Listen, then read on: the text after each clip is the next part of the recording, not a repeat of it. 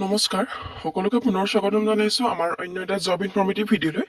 আজিৰ ভিডিঅ'টোত আপোনালোকৰ বাবে বহুত এটা ভাল খবৰ লৈ আহিছোঁ, কাৰণ আপোনালোকৰ বাবে PWD বিভাগৰ ফালৰ পৰা 4,500 পদ মুকলি হৈছে। ইয়াতে আপোনালোকে চেণ্ট্ৰেল পাব্লিক ৱৰ্ক ডিপাৰ্টমেণ্টৰ ফালৰ পৰা পদখিনি মুকলি কৰি দিছে।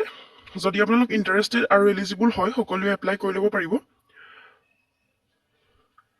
এই ভিডিঅ'টোত আমি এই ৰিক্ৰুইটমেণ্টৰ বিষয়ে সকলোখিনি ডিটেইলছ আলোচনা কৰিছোঁ, গতিকে ভিডিঅ'টো শেষলৈকে চাই থাকক। কেনেধৰণৰ কোৱালিফিকেশ্যন, এজ লিমিট কেনেধৰণৰ হ'ব আৰু চিলেকশ্যন প্ৰচেছ কেনেধৰণৰ হ'ব, সকলোখিনি ডিটেইলছ আমি আলোচনা কৰিছোঁ।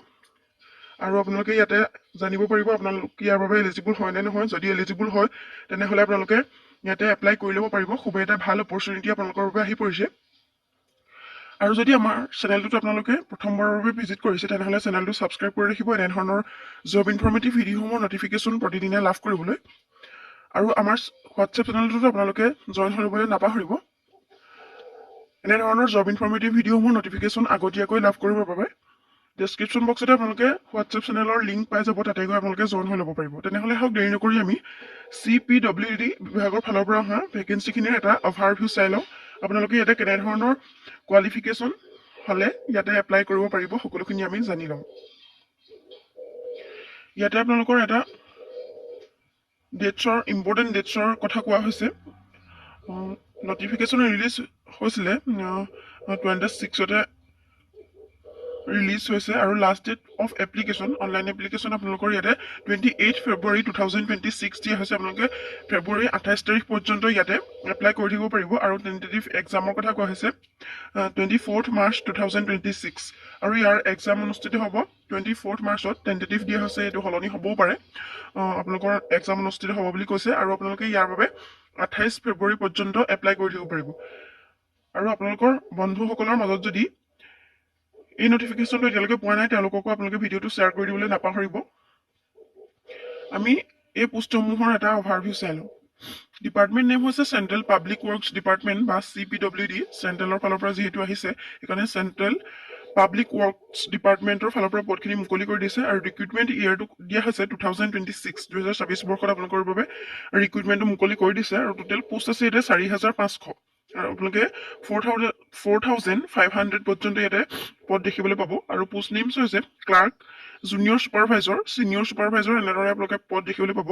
আৰু বিভিন্ন ধৰণৰ পদসমূহৰ বাবে বিভিন্ন ধৰণৰ কোৱালিফিকেশ্যন ইয়াতে বিচাৰিছে। কেনেধৰণৰ কোৱালিফিকেশ্যন আপোনালোকে কোনটো পদৰ বাবে এপ্লাই কৰিব পাৰিব, সকলোখিনি ডিটেইলছ আমি আলোচনা কৰিছোঁ। ভিডিঅ'টো শেষলৈকে চাই থাকক। আৰু জব টাইপটো দিয়া হৈছে চেণ্ট্ৰেল গভৰ্ণমেণ্ট জব, আৰু এপ্লিকেশ্যন মোডটো থাকিব অনলাইন। আপোনালোকে অনলাইন মাধ্যমেৰে এপ্লাই কৰিব পাৰিব।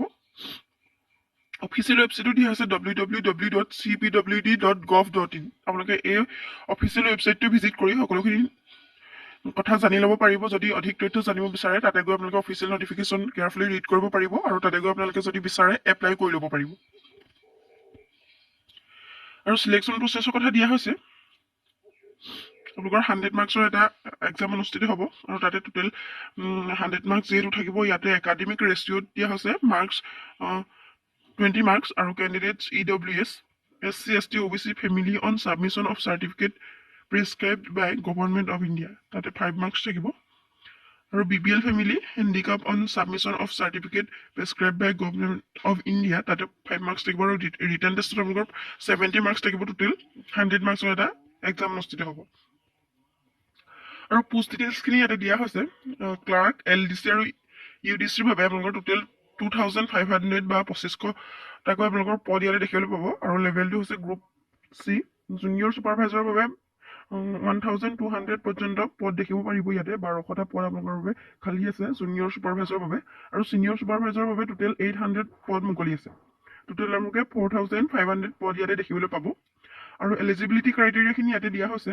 ক্লাৰ্ক পোষ্টৰ বাবে আপোনালোকে 12 পাছ প্লাছ কম্পিউটাৰ নলেজ হ'লে আপোনালোকে ইয়াতে এপ্লাই কৰিব পাৰিব। যদি আপোনালোকে মিনিমাম 12 পাছ কৰিছে, তেনেহ'লে আপোনালোকে ক্লাৰ্ক পদটোৰ বাবে এলিজিবল হ'ব। আৰু জুনিয়ৰ ছুপাৰভাইজাৰৰ বাবে আপোনালোকে গ্ৰেজুৱেট ইন এনি ষ্ট্ৰীম, আপোনালোকে যিকোনো ষ্ট্ৰীমত যদি গ্ৰেজুৱেট হয়, তেনেহ'লে আপোনালোকে জুনিয়ৰ ছুপাৰভাইজাৰ পদৰ বাবে এপ্লাই কৰিব পাৰিব। আৰু ইয়াতে চিভিল আৰু ইলেক্ট্ৰিকেল সকলৰ বাবে প্ৰিফেয়াৰ্ড দিয়া হৈছে। আৰু ছিনিয়ৰ ছুপাৰভাইজাৰৰ বাবে কোৱালিফিকেশ্যন দিয়া আছে গ্ৰেজুৱেট প্লাছ 2 years এক্সপিৰিয়েঞ্চ। ইয়াতে আপোনালোকে ছিনিয়ৰ ছুপাৰভাইজাৰৰ বাবে যদি এপ্লাই কৰিব বিচাৰে তেতিয়াহ'লে আপোনালোকে গ্ৰেজুৱেট যিকোনো ষ্ট্ৰীমৰ পৰা যদি হয় আৰু তাৰ পাছত আপোনালোকৰ ইয়াতে প্লাছ 2 years এক্সপিৰিয়েঞ্চ বিচাৰিছে তেনেহ'লে আপোনালোক ইয়াতে এলিজিবল হ'ব।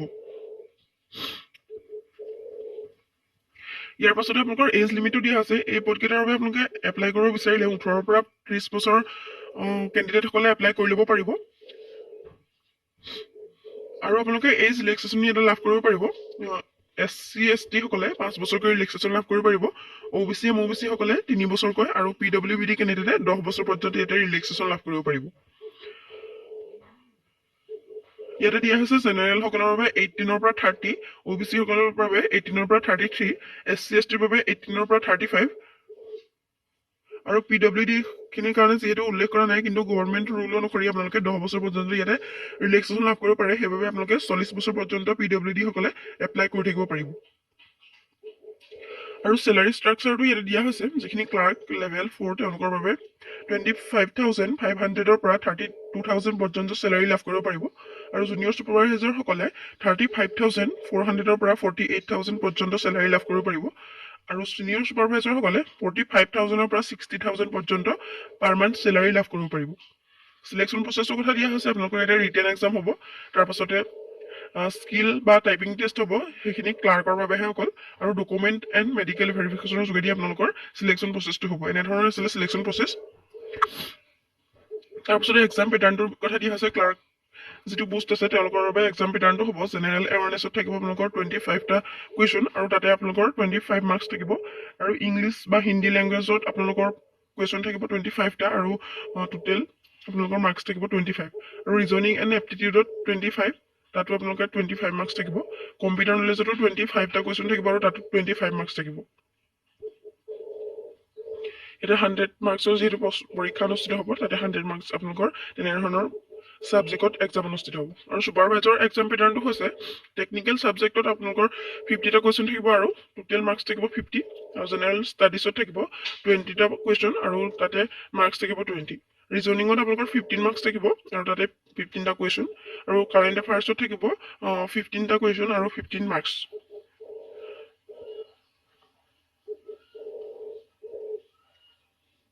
আৰু যদি আপোনালোকে যোনসকলে ইয়াতে এলিজিবল আৰু ইণ্টাৰেষ্টেড হয় সকলোৱে এপ্লাই কৰিব পাৰিব। PWDৰ যিটো অফিচিয়েল ৱেবছাইট আছে তাতে গৈ আপোনালোকে এপ্লাই কৰিব পাৰিব আৰু কেনেধৰণৰ ডকুমেণ্টছ হ'লে আপোনালোকে ইয়াতে এপ্লাই কৰিব পাৰিব সকলোখিনি ইয়াতে দিয়া আছে। ফটো বা ছিগনেচাৰ, আপোনালোকৰ এডুকেশ্যন চাৰ্টিফিকেট, আধাৰ কাৰ্ড বা আপোনালোকৰ যিকোনো পৰিচয় পত্ৰ আপোনালোকে ইয়াতে দিব লাগিব আৰু জাতিৰ প্ৰমাণ পত্ৰ যিখন কাষ্ট চাৰ্টিফিকেট সেইখন আৰু অনুভৱ প্ৰমাণ পত্ৰ দিয়া হৈছে ছুপাৰভাইজাৰৰ কাৰণে। ইমানখিনি আছিলে আপোনালোকৰ ডিটেইলছ। যদি আপোনালোকে অধিক তথ্য জানিব বিচাৰে অফিচিয়েল ৱেবছাইটটো এবাৰ ভিজিট কৰি চাব আৰু আমাৰ চেনেলটোত যদি প্ৰথমবাৰৰ বাবে ভিজিট কৰিছে তেনেহ'লে চেনেলটো ছাবস্ক্ৰাইব কৰি ৰাখিবলৈ একেবাৰে নাপাহৰিব। ভিডিঅ'টো ইমানেই আছিলে। ভিডিঅ'টো শেষলৈকে চাই থকাৰ বাবে বহুত বহুত ধন্যবাদ।